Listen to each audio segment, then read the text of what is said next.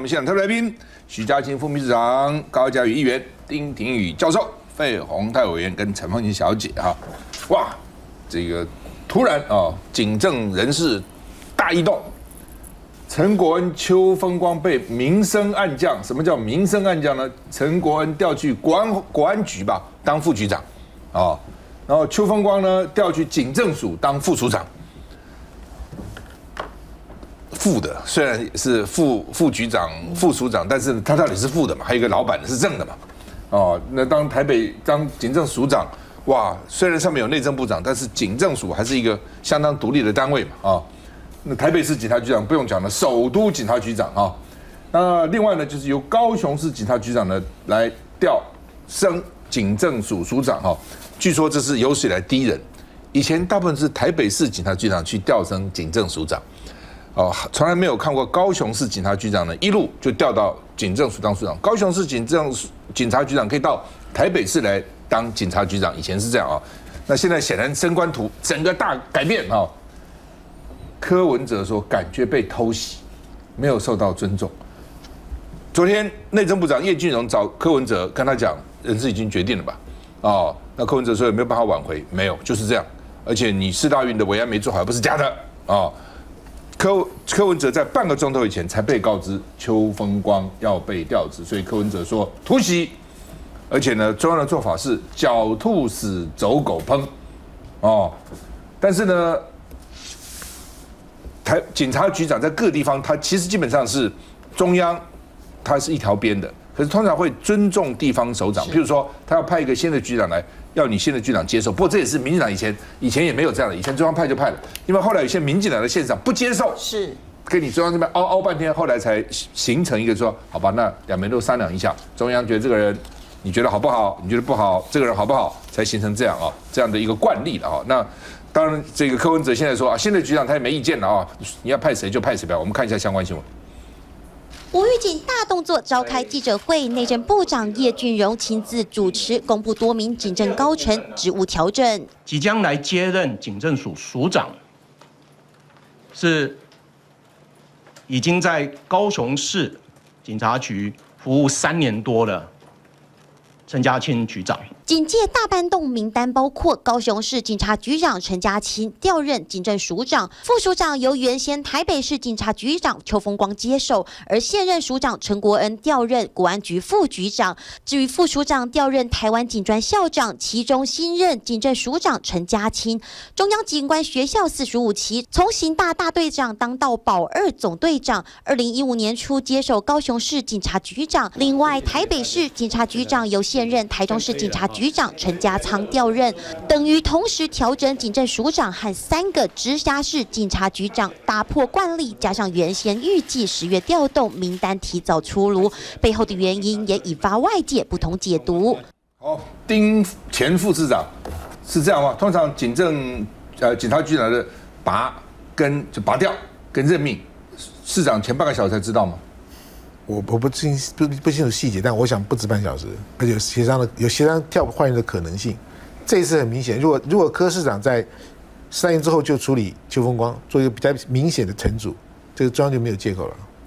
但我觉得蔡英文大概对维安很不满意，因为被追得到处跑，尤其在政风干校那一次被拍车身，那这就表示你邱风光在这个这么严密的警察部署之下，还有首都加急的状况下做得不好吧？好吧，是不是狡兔死，走狗烹啊？柯文哲是力保邱风光的哦。柯文哲在9月1号就讲，换人问题可以解决就换人，换人问题没办法解决，要处理的是系统跟制度的问题，哪是我们邱风光问题？你系统跟制度的问题，只要系统跟维安制度的问题，重点不在这个惩处人哈，要解决为什么会有分工不合作的问题。所以柯文哲显然在帮邱风光讲话哈。缓颊了。9月4号的时候呢，世大运办得这么成功，总统府还办庆功大游行，突然要把署长陈国恩跟警察局长邱风光干掉，会进一步打击警察的士气。所以9月4号他就有消息了。9月4号，你看已经讲到警政署长跟台北市警察局长打击警察士气。911的时候，他说跟中央召开会以后呢，他说该处分是会处分，但没有必要拔掉嘛。要抓出来砍掉嘛，处分就处分，干嘛砍掉呢？柯文哲跟邱风光到底关系怎么样？我们看一下。怎么问就是不回应。台北市警察局长邱风光调任警政署副署长，市长柯文哲台上致辞，面不改色。我肯定可以让你们感受到闪电战的威力。邱风光调任的消息也像闪电一样来得又快又突然，柯文哲最后一刻才知道。19号晚间7点20分，内政部发布通知，警戒人事异动，只在半个小时前打电话给柯文哲。柯文哲临时得知，就连幕僚也全不晓得。柯文哲完全没被征询，但之前世大运开幕，维安出现漏洞，外界都要邱风光下台，只有柯文哲数度力挺。我也不认为这是谁的责任，大家真的坐下来，把大家的心结都讲出来。但结果还是没用，邱风光确定调任，他以铁打衙门流水的官回应，一切尊重长官决定。但既然中央拍板定案，柯文哲再怎么不愿意，最后也由不得他。我们有个市议员在这里哈，嘉瑜怎么看？今天质询的时候，柯文哲也被问到这个问题。那他说他是30分钟前才知道，那邱风光大概比他晚5分钟知道了，所以一切是非常的突然。邱风光是前25分知道。对，所以可以看得出来，就是说这波的人事调动，我首先必须说，我们保密做得很好，因为事前大家都认为说，通常都会外泄，而且好像会有黑函等等哦，所以其实我觉得这一次的处理非常的明快。那为什么会有这样的处理？说实话，本来警戒本来到一定时间就是要轮调，那这次当然跟世大运是有直接的关系，因为其实维安出问题不是只是世大运的问题，刚刚也讲了，就是说之前蔡总统在台北市，包括北投，包括我们立法院的这些抗议，很多的县市首长、立委也受到反年凯团体的攻击哦，所以其实这些一而再再而三的状况，都让人会觉得说台北市在这个方面的处理是有问题的。那柯文哲当然跟邱风光之间，他可能有一定的感情，所以他觉得说，劳苦功高，很辛苦等等。可是我觉得一味的维护，其实反而是害了邱风光。如果你没有及时的做一些明确的处理，会让大家觉得说，那这些问题你都不处理，一而再再而三下去的话，其实这个是台北市维安的一个很大的缺失。废黄泰委员，有人说这样做是蔡英文打脸柯文哲，那当然是哦，到底是不是？因为最近反正一连串不爽了。我回想我在当议员的时候，陈水扁当市长，警政署派了一个台北市警察局长，他就是不接受。我记得还吵。各位回想这啊，我们很清楚。那他对陈水扁可以不接受，柯文哲照理说现在那么强势、民调那么高的人，他为什么不跟他商量？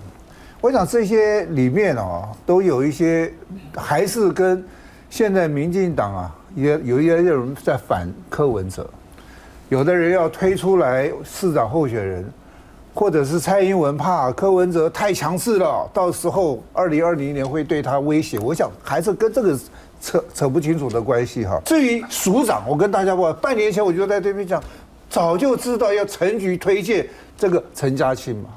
我们想还是回来讲到这个柯文哲，我是觉得这个里面呢，他看看你柯文哲到底愿不愿意配合民进党。如果不配合民进党，我要威胁你，明年我要派人出来等等。我想还是跟市长2018年选举有关系的，好吧？市议会现在在质询哦，那情况怎样？我们看一下。我回去办公室，他们跟我讲说，内政部长说要紧急找你，反正讲2句以后就开门见山说他们要警政人数大调动啊，一直跟我讲说那个台北的陈抗要处理。我说你要是哪里不满意跟我们讲，我们可以改啊。他说不行，要换这个处理陈抗。我说好吧，随便你。这个时候不恰当啊，不恰当哦。这个有没有尊重你？没有啊。来，嘉欣怎么看？他说这个时候换人不恰当，不够尊重他。老实说，风光局长在台北市其实也做了2、3年了，既定的轮调对很多的这个警界人士来说都是实属平常，2年3年换一轮，这个在我看来没有什么特殊之处。但这一次是连着署长陈国恩一起调动，这不可否认，不只有世大运这个关头，一连串的维安一连串嘛，包括在立法院，我们有行政首长，有各个立法委员一路被打，这些状况通通没有办法做好。然后丁副市长刚刚讲的对了，丁前副市长，如果柯文哲来请教你，早一点惩处，搞不好我已经惩处了。不会跟他讲，出事就怪我，好吧？你跟他讲了，出事就怪你，好不好？陈国恩原来是警政署长，现在到国安局当副局长。